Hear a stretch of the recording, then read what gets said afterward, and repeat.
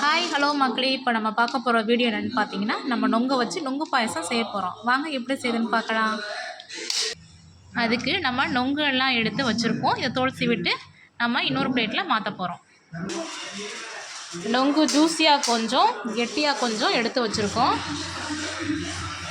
இதுக்கப்புறம் நம்ம பால் நல்லா சுண்ட காய்ச்சின உடனேயே நம்ம அதுக்கு தகுந்த மாதிரி ஜீனி ஆட் பண்ணிக்கலாம்.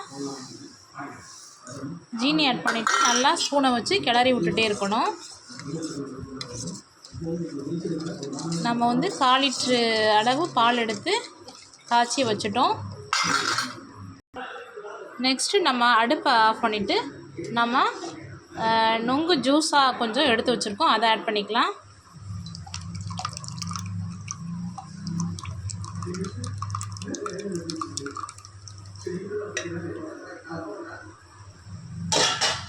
ஒரு கிளறி விட்டுறலாம். பாருங்கள், பார்க்கவே ரொம்ப சூப்பராக இருக்குது. ஜீனி நமக்கு தேவையான அளவு போட்டுக்கலாம். கம்மியாக வேணும்னா கம்மியாக, கூட வேணும்னா கூட போட்டுக்கலாம். நமக்கு தேவையான அளவு தான் போட்டுக்க முடியும். நெக்ஸ்ட்டு நம்ம இதை ஒரு பவுலில் மாற்ற போகிறோம்.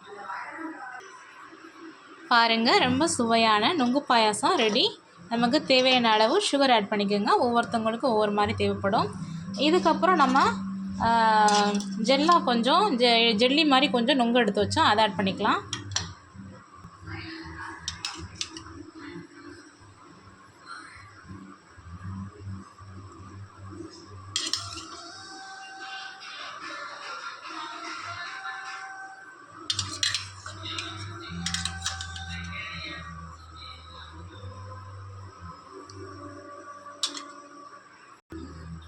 இதுக்கப்புறம் நம்ம குட்டி குட்டியாக கட் பண்ணி வச்ச பாதாம் முந்திரியை ஆட் பண்ணிக்கலாம். பாருங்கள், ரொம்பவும் சூப்பரான நொங்கு பாயாசம் ரெடி.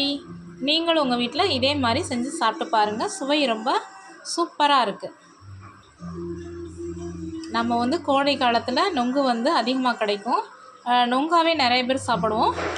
பாதி பேர் இந்த மாதிரி பாயசமாக செஞ்சு சாப்பிட்டிங்கன்னா சூப்பராக இருக்கும். சுவையும் ரொம்ப அருமையாக இருக்குது. பாருங்கள், நொங்கு பாயாசம் ரெடி.